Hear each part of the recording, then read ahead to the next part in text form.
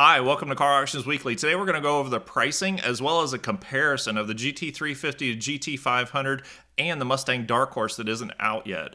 If you're a Mustang enthusiast or if you're Mustang interested, you won't want to miss this. All right, let's start with the GT350. Initially, it was introduced in 2015 with a short run having that year, and then 2016 was the full production run.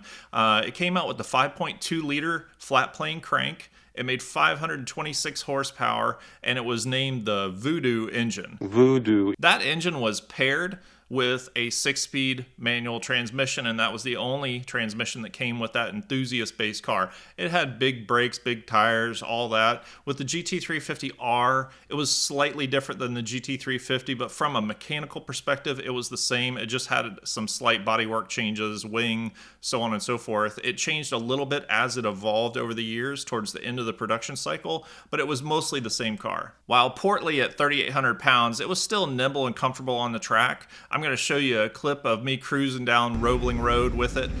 This is going back to 2016, 2017, and passing an AC Cobra, and it was very nimble, and you could toss it around in the turns, and you could control it with the throttle, as you well imagine, with 526 horsepower. So it was a lot of fun, and I enjoyed taking that on track and enjoying it and sliding it around and have a good time. Next up is the GT500. It started out probably around 70,000 MSRP, and then it went all the way up into the hundreds. With special editions as well as special packages that came along the way. It had the same base engine, 5.2 liter, but it was a cross-plane crank instead of the flat plane crank. It also came with a supercharger. This GT500 was billed as the most powerful engine that Ford had produced in a car, and so at 760 horsepower, it was quite powerful, but it had to overcome a massive 4,200 pounds to be able to get that thing going, but it did it quite well. Now, unfortunately, this thing was paired with only flappy paddle, if you will, dual clutch transmission, which worked very well, but the enthusiast side of the camp really wanted a 6-speed manual transmission in this car. The GT500 was built as a car with raw power and acceleration and sold as such. This engine was billed as the Predator engine, and it goes along with all the cool naming that Ford has done with some of their performance cars. Predator! Now we're going to go over the Mustang Dark Horse, which is scheduled to come out later this year and be a 24 car. So you're probably asking yourself, why are you covering the Mustang Dark Horse when you're going over the GT350 and GT500? Well, I think it'll become obvious as we go through some of the numbers, and you'll be able to draw your own conclusion, but I'll probably make a point as well. So this car came out with a Coyote engine. And so this is a 5-liter, 500 horsepower engine that's put in this. As Ford has always done with GT350 and then the Mustang GT, they kind of poached some of the components that were on the GT350 and then put them on the GT. It looks like that theme is consistent with this car as well. It starts out with an MSRP that's around 60,000, and then you can get it up to and over 70,000 depending on how you configure the Dark Horse. The Dark Horse is focused as a track car, performance handling car, and it's being billed as such. It comes with a 6-speed manual transmission, or you can get it with a 10-speed auto, not the dual clutch. From a weight perspective, the Dark Horse weighs in at about 3,800 pounds. So far, you're probably drawing a parallel to the GT350, which was 526. This Dark Horse is 500 horsepower, and then you get the manual transmission, and it weighs 3,800 pounds, both of them. So there's a lot of parallels there. I think comparing the Dark Horse to the GT350 is going to be natural at the end of the day. It's probably going to tick off some of the GT350 crowd, but as a previous owner, I would compare it, and I think that probably everybody who has them would as well. I think some of the sales of used GT350s are going to decline a little bit because people are going to want a warranty with the new Dark Horse, and they get a similar performance level, albeit not the same. I think that if they would have put the GT350 engine in this, then they would have poached all of those sales. With the MSRP around 60 to 70, that's very similar to when the GT350 was new. And we're going to go through all the numbers and compare what the GT350s are selling for today. And then I think you're going to be able to kind of come up with a conclusion there. All right, now on to the issues. So the GT350 and the 500 are amazing cars, but they weren't without their issues. The GT350R, when it came out for 2015, was being publicized a lot with the press, and I lived in Savannah, Georgia at the time, and I would actually drive by on my way to work the hotel that Motor Trend would stay at when they went to Roebling Road. And so I would see the cars there, and I saw the GT350R, and I was very interested because I was thinking about buying one ultimately. And so I saw that in the parking lot, and then I would go by, and I ran into the test driver for the GT350R later on in that week.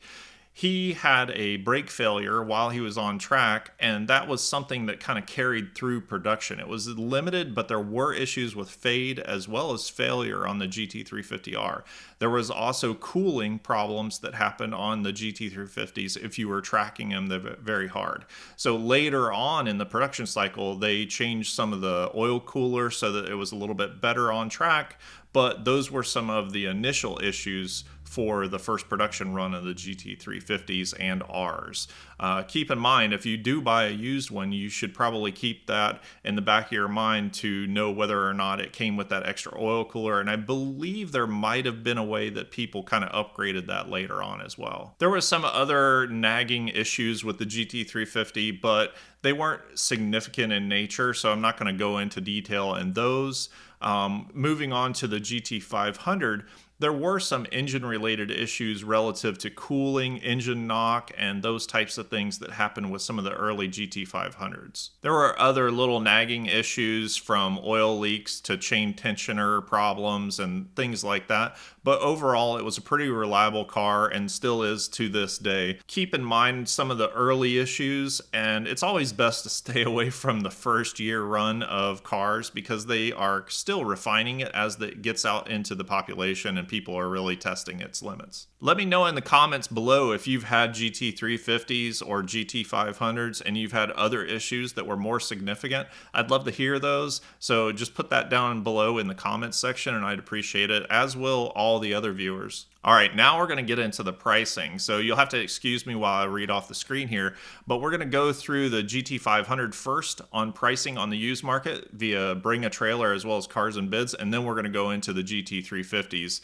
on Bring a Trailer as well as Cars and Bids. So on Bring a Trailer, the GT500s, there's been 82 of them listed, and 25 of them did not sell. And so that's a 30% no sale rate on Bring a Trailer. The average sale price around 100 grand.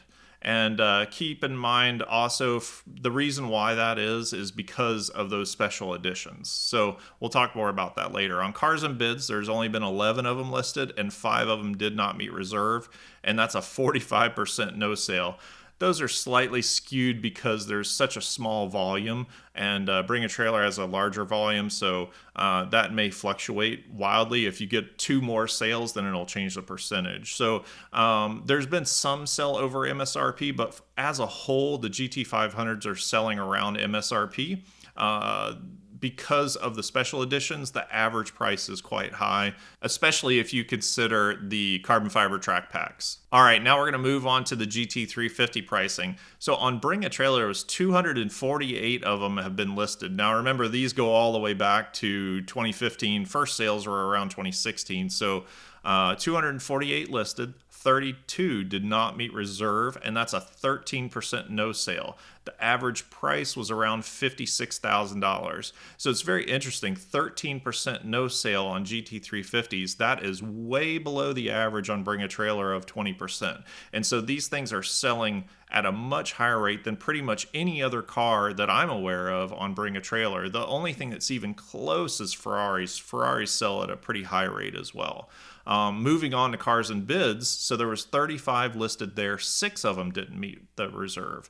So that's 17% no sale. So again, the GT350s are selling incredibly well. So I think they're keeping the reserve prices at a reasonable level, and people want these cars, and they're selling really well. The average price on Cars and Bids was $55,250, so about the same price. One thing to note on the GT350s is on some of the older cars that have some miles on them, you can usually pick them up in the 40s even, and I've seen a low 40s number as well, and that is a heck of a bargain. You're getting a ton of performance for the dollars. So with average pricing in the low 50s, low to mid 50s, I think there's a lot of car out there. If you were able to get a higher mileage car, then the price is going to come down. All right, here we go with my opinion and what I would recommend to do as well.